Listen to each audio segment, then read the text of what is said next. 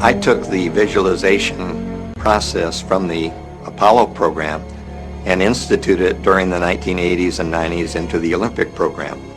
And it was called visual motor rehearsal. When you visualize, then you materialize. And the interesting thing about the mind is we took Olympic athletes and then hooked them up to sophisticated biofeedback equipment and had them run their event only in their mind. Incredibly, the same muscles fired in the same sequence when they were running the race in their mind as when they were running it on the track. How could this be? Because the mind can't distinguish whether you're really doing it or whether it's just a practice. I think if you've been there in the mind, you'll go there in the body. When you're visualizing, when you've got that picture playing out in your mind, always and only dwell upon the end result.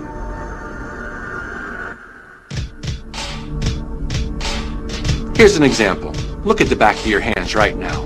Really, look at the back of your hands. The color of your skin, the freckles, the blood vessels, the rings, the fingernails, the fake fingernails. Take in all those details right before you close your eyes. And then see those hands, your fingers, wrapping around the steering wheel of your brand new car.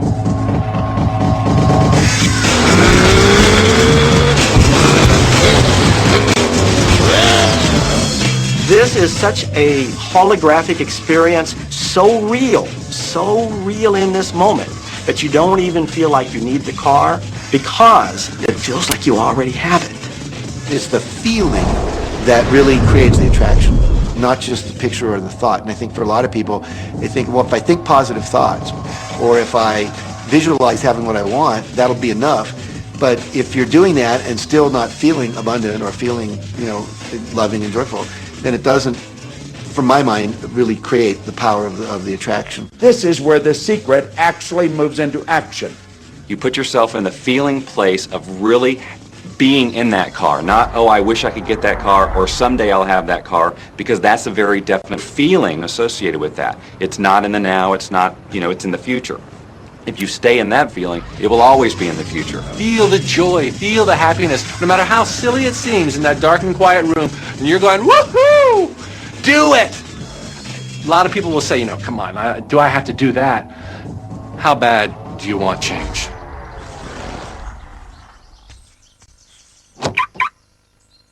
Now that feeling and that inner seeing will begin to be an open doorway through which the power of the universe will begin to express.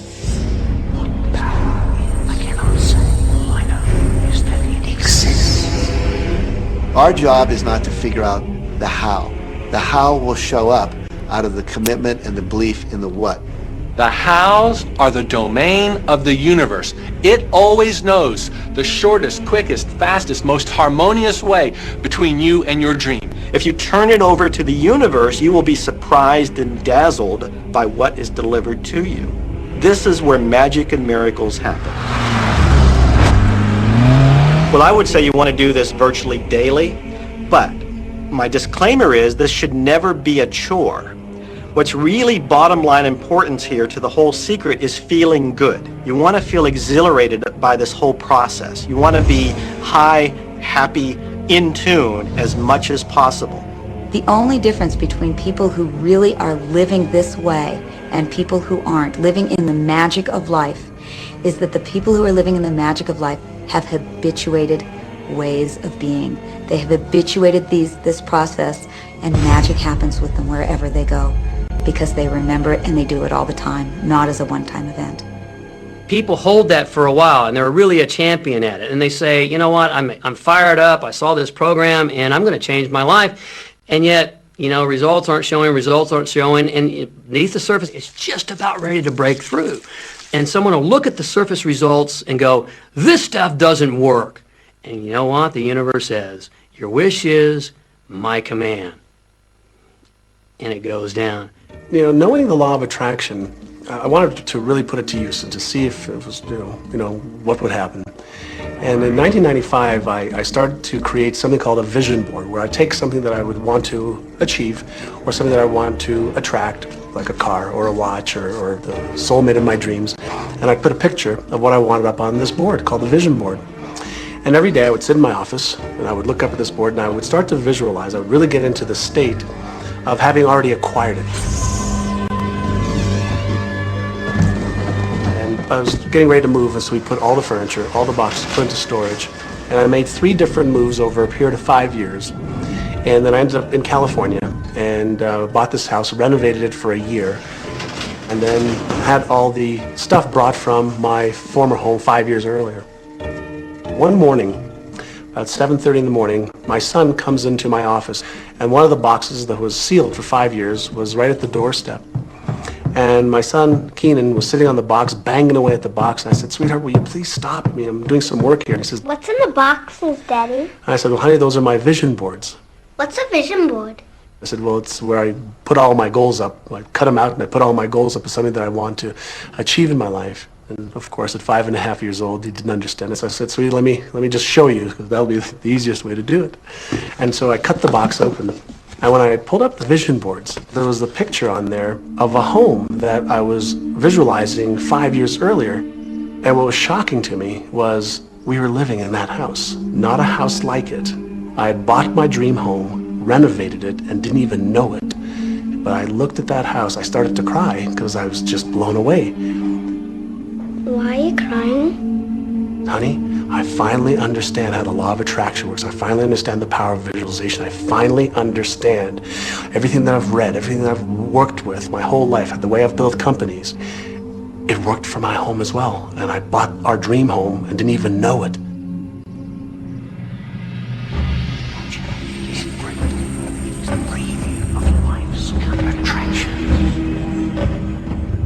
Decide what you want. Believe you can have it. Believe you deserve it. Believe it's possible for you. And then close your eyes every day for several minutes and visualize having what you already want and feeling the feelings of already having it. Come out of that and focus on what you're grateful for already. And really enjoy it, okay? And then go into your day and release it to the universe and trust that the universe will figure out how to manifest it.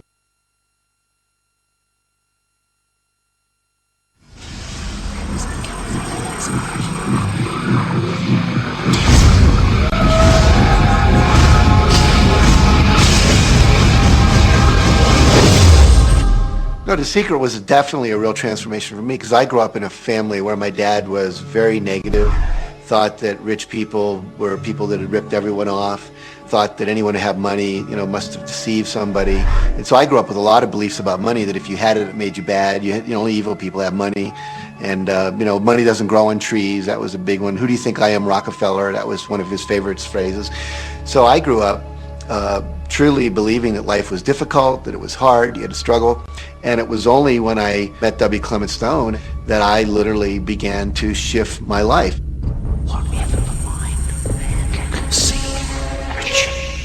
When I was working with Stone, he said, "I want you to set a goal that's so big that if you achieved it, it would blow your mind. And you would know it's only because of what I've taught you that you would have achieved this goal."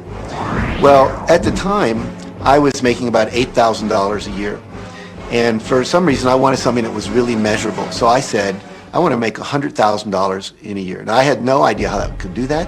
I saw no strategy, no possibility, but I just said, I'm going to declare that, I'm going to believe it, I'm going to act as if it's true, and release it. And so I did that. And one of the things he taught me was every day to close your eyes and visualize the goal as if it's already achieved. And I had actually made a $100,000 bill that I put on the ceiling. So the first thing I'd see when I woke up, I'd look up and there it was, and it would remind me that this was my intention. And then I would close my eyes and visualize having this $100,000 a year lifestyle. And interestingly enough, nothing major happened for about 30 days. I didn't have any great breakthrough ideas. No one was offering me more money. And all of a sudden, I was in the shower. It was about 4 weeks into it, and I had a $100,000 idea. It just came right into my head.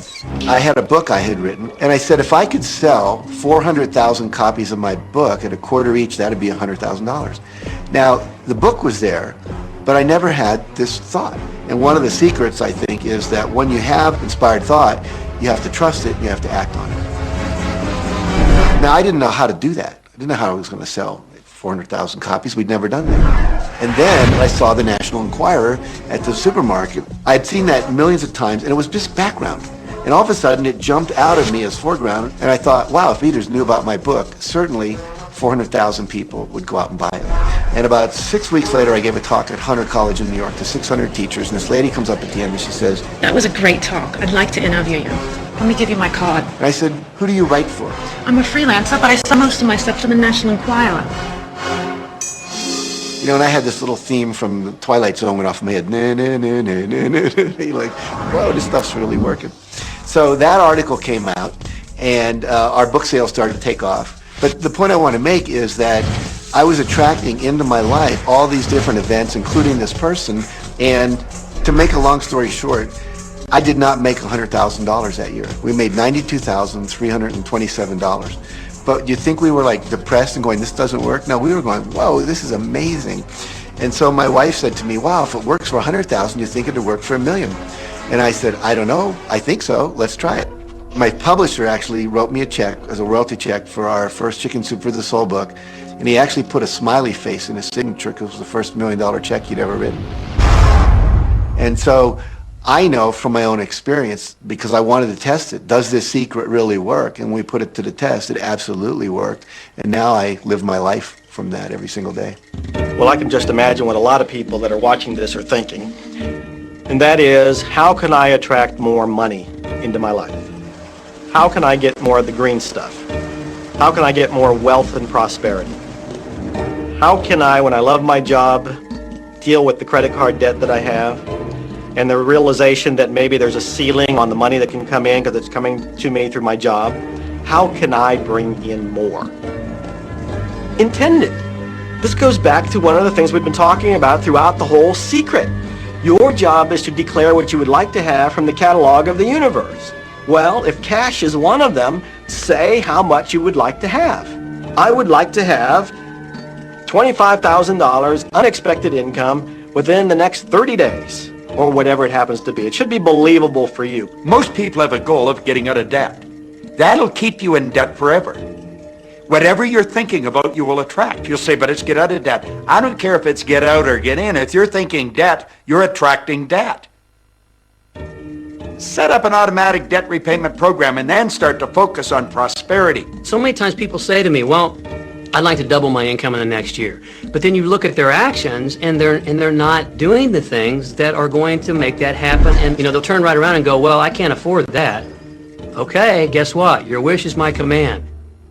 As you are fussing about not having enough money, as you are talking to your friend about not having enough money, as you are feeling unhappy about not having enough money, you're actually activating within yourself or continuing the activation of a thought that is very different from the desire that you have launched. What it just comes down to is you just can't want more money and focus upon not enough. When I first understood the secret, I was getting bills. Every day I'd get a bunch of bills in the mail. And I thought, how do I turn this around? The law of attraction states that what you focus on, you will get. So I got a bank statement. I whited out the total and I put a new total in there. I put exactly how much I wanted to see in the bank. So I thought, what if I just visualize checks coming in the mail? So I just visualize a bunch of checks coming in the mail.